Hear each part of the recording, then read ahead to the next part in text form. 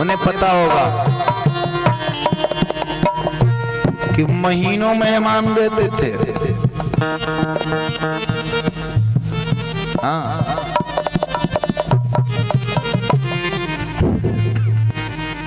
और लोग तब भी कहते थे महाराज एक दिन और, महाराज एक दिन और, महाराज एक दिन और एक एक दिन कर करके हफ्तों बीत जाते थे।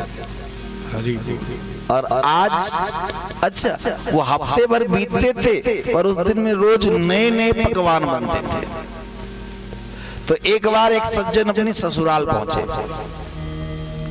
और ससुराल पहुंचे तो उनकी खूब आव भगत हुई। तो इतने खुश हुए कि दीवार में लिख दिया कि भली बनी ससुरारी।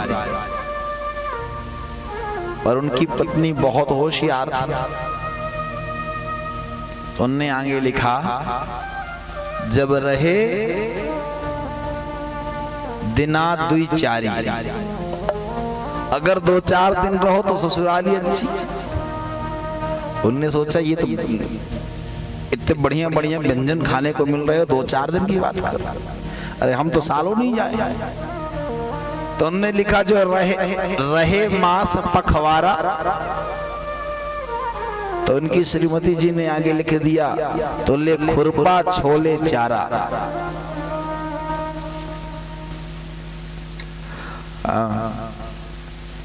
समझते हैं चारा क्या होता है? क्यों? हेलो, चारा क्या होता है?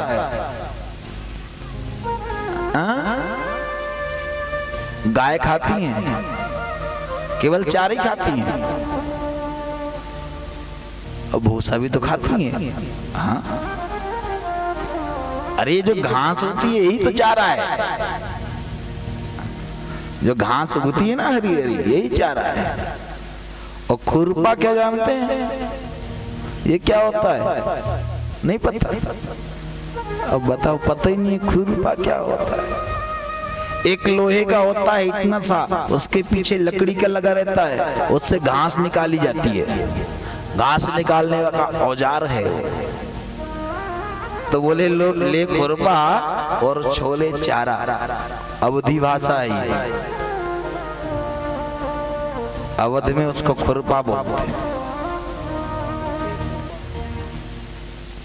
और घास को चारा बोलते हैं। और बिहार में तो बहुत बड़ा चारा घोटाला हो गया, बोलो वृंदावन बिहारी लाल। हाँ, चारा घोटाला हो गया। बेचारी गाय खाती थी, लोग खा गए। हाँ, वो भी अपनी ससुराली के साथ। हाँ, तो पहले की परंपरा और आज की परंपरा में क्या?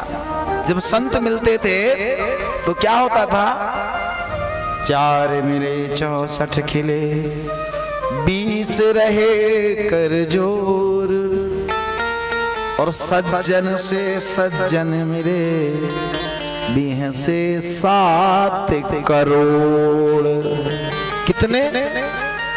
7 करोड़। हंसने लगे।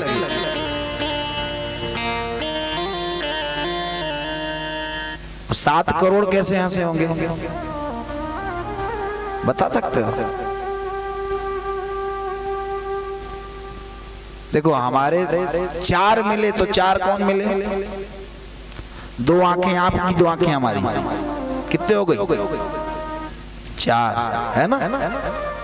और 64 खिले, 32 दांत हमारे, 32 दांत आपके। जब मुस्कुराते तो खिल जाते। अभी देख देख कैसे खिल गए थे। अरे बंद मत करो, खिलने दो, उनको खिलने देना चाहिए।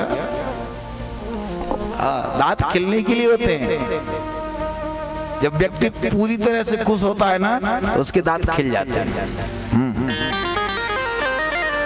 तो 4 मिले 64 खिले, और 20 रहे कर जोड़। 20 बताओ क्या होते हैं? 20। हाँ देखो, हाँ 10 हमारी और 10 आपकी। हाथ जोड़। बीस रहे कर जोड़। पहले ऐसे ही होता था प्रणाम, हाथ जोड़ ले। लोग जब बराबर वाले को प्रणाम करते थे तो हाथ जोड़ के, और क्या कहते थे? जय श्री राम, राधे राधे, जय श्रीमन नारायण, जय भोलेनाथ, हरि ओम, नमः शिवाय, जय माता दी। आजकल परंपरा बदल गई। पहले तो हाथ पकड़ के खींचते थे, कोरोना ने रोक दिया तो दूर से कहते हैं मिलना मत दोबारा, दोबारा मिलना मत, क्योंकि तुम्हारे मिलने से कष्ट होता है। इसीलिए बाबा तुलसीदास जी ने लिखा, बेछुरत एक प्राण हर ले,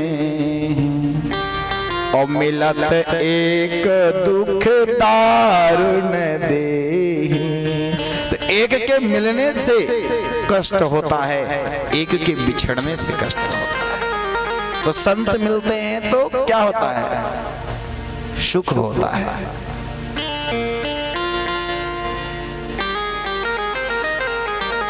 गद गद गिरा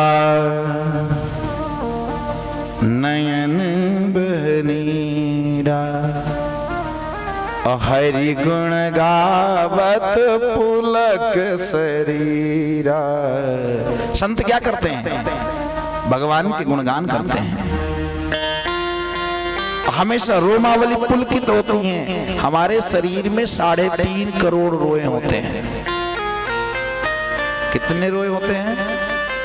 3.5 करोड़। और राम जी के एक रोम में 1 करोड़ ब्रह्मांड लगते हैं। रोम रोम प्रतिलागहि कोटि कोटि ब्रह्मांड। करोड़ों करोड़ों ब्रह्मांड एक एक रोम में लगते हैं। सोचो कितने करोड़ ब्रह्मांड होंगे।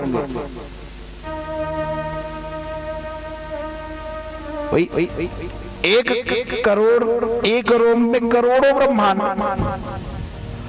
और 3.5 करोड़ रोए तो फिर कितने ब्रह्मांड? इसलिए बाबा तुलसीदास ने लिखा, लव निमेष महु भुवन निकाया, और रचई जासु अनुशासन माया। जिनके अनुशासन से लव मात्र में अनेकों ब्रह्मांड की रचना। ऐसे राम जी महाराज पिताजी से मिलने आए। वशिष्ठ जी महाराज विश्वामित्र जी से मिले। भरत सहानुज कीन्ह प्रणाम, लिए उठाई लाई उर रामा। अनुज के साथ भरत जी महाराज राम जी को प्रणाम किए। राम जी ने उठा के गले से लगा दिया। हरसी लखन देखि दो भ्राता, मिले प्रेम परिपूरित गाता। प्रेम पूर्वक मिले। बारात आ गई। अब बारात पक्ष में चले गए। खूब सम्मान हुआ। राम ही देखी बारात जुड़ानी, प्रीति की रीति न जाई बखानी। उस प्रेम का वर्णन ही नहीं किया जा सकता। और जब तुलसीदास जी कह रहे हैं कि नहीं वर्णन किया जा सकता, तो मैं कैसे कर सकता हूं? हाँ, कर ही नहीं सकता। शतानंद महाराज जी आए। उसी समय ब्रह्मा जी महाराज एक पत्र लिखा, और उस पत्र में लग्न बनाई। लग्न पत्रिका किसने लिखी? ब्रह्मा जी, और भेज दिए। और अभी मार्गशीर्ष शुक्ल पक्ष पंचमी के दिन भगवान श्री राघवेंद्र सरकार का विवाह। इस दिन मार्गशीर्ष शुक्ल पक्ष पंचमी के दिन राम जी का विवाह हुआ। और उस विवाह में साक्षात वेद आए और वेद जो है भगवान के विवाह में मंत्र पढ़ रहे थे। देवी देवता सब मनुष्य का रूप धारण करके आए और पूर्ववासियों में शामिल हो गए। अब कोई समझ ही नहीं पाता था कि बाराती हैं कि घराती हैं। आजकल भी पार्टी में कुछ लोग ऐसे आते हैं जिनका पता ही नहीं होता कि बाराती हैं कि घराती हैं। हाँ, ऐसे ही होता है। अब आजकल क्या होता है कि दोनों पक्ष एक साथ रिसेप्शन करते हैं। तो कुछ लोग ऐसे होते हैं जिनको फ्री में खाने की आदत होती है, तो बढ़िया सबसे ज्यादा सूट पैंट पहन के आएंगे, सबसे अच्छे, और एक बढ़िया सा बुक्का भी लेके आएंगे। पर बर पक्ष में नहीं, वहां दुल्हे और दुल्हन के पास नहीं जाएंगे। वो जो दरवाजे पे खड़े रहते हैं ना, उनको ही बुक्का पकड़ाएंगे और वही फोटो खिंचवा लेंगे। अब वो बेचारे कंफ्यूज रहते हैं कि हो सकता है बाराती का पक्ष का हो सकता है घराती पक्ष का हो। और बढ़िया गए तो 100-200 रुपए का बुक्का लाए थे, 1000 रुपए प्लेट वाला भोजन किए और पूरे परिवार के साथ आते। तो प्रॉफिट में रहे। और कई बार तो झगड़ा भी हो जाता, लोग पकड़ लेते तुम कहां से भैया। तो अगर समझ में आए कि बाराती पक्ष वाला तो घराती पक्ष, और अगर दोनों मिल गए तो फिर पकड़ जाते हैं। तो यहां राम जी के बारात में भी आए बिन बुलाए मेहमान, और सबसे पहले तो देवराज इंद्र आए। और इंद्र आए तो सोचे कि जब नगर में प्रवेश किए तो एक बहुत ही सुंदर आलीशान भवन, जहां वहां भी दास दासी बैठे हुए थे और मणिया मणिमय मंडप बना हुआ। इंद्र ने सोचा कि महाराज जनक का भवन यही है, और जाकर के धष्ट पुष्ट व्यक्ति मुकुट पहन करके कुर्सी पे बैठे हुए थे, सिंहासन पे, जाके बोले महाराज जनक की जय हो। बेचारे खड़े हो गए। देवराज ने सोचा हमारे सम्मान में खड़े हुए, लेकिन वो झुक के बोलते महाराज जनक की जय हो। देवराज इंद्र ने सोचा मैंने बोला महाराज जनक की जय हो, ये तो ठीक है, पर जनक स्वयं बोल रहे कि महाराज जनक की जय हो, ऐसा कैसे हो सकता है। तो पूछ लिया मैंने बोला महाराज जनक की जय हो, ये तो चलता है, आप अपनी जयकारा लगा रहे। बोले नहीं नहीं नहीं, मैं जनक नहीं। तो बोले फिर बाबा तुलसीदास जी ने लिख दिया, जो संपदा नीच गृह सोहा, सो बिलो की सुर नायक मोहा। महाराज सुरनायक भी मोहित हो गए कि महाराज जनक है। और लोग कहते हैं कि हमारे यहाँ दलित होते थे, ये महाराज जनक के यहाँ झाड़ू पोछा करने वाले थे, उनके घर में ये संपत्ति थी। तो फिर कोई दलित कैसे होता रहा होगा। विवाह की बेला आई, बढ़िया मंगलमय मंडप सजे, अति हर्ष राज समाज दहु दिशि, दुंदुभि बाजहि गनि बरसहि सुमन सुर हरसि कहि, जय जयति जय रघुकुल मणि, एहि भांति जानी बरात आवत, बाजने बहु बाजहि रानी सुहासिन, बेउली परछन हेतु मंगल साजहि, रानी सुहासिन बेउली परछन हेतु मंगल साजहि। महाराज जी महारानी सुनैना भगवान राघवेंद्र सरकार का परिछन किया। परिछन करने के बाद मंडप में अपने यहाँ की परंपरा है, द्वार पूजा में भी मंडप बनता है। वहां पर मंडप हुआ, पूजन, द्वार पूजन इत्यादि की प्रक्रिया। और जो जस रीति, जो रीति वेद में बखानी गई थी, उस रीति से सारे व्यवहार चल रहे थे। और महाराज मंडप में राम जी को लाया गया। उस मंडप में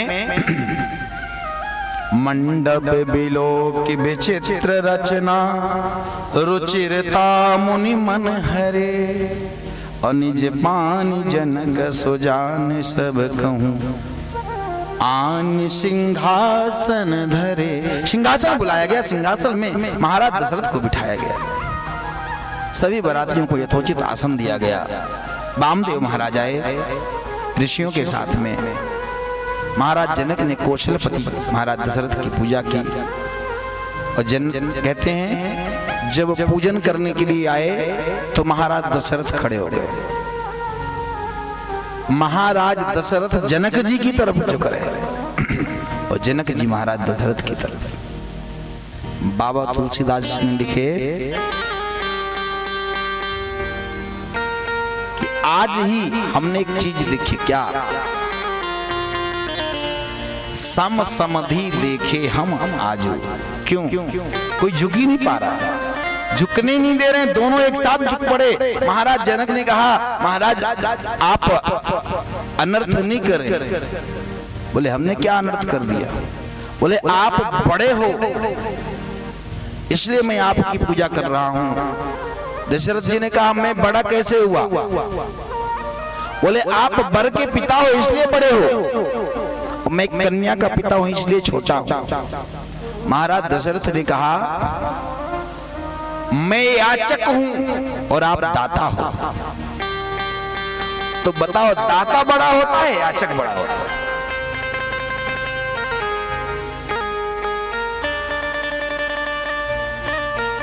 राम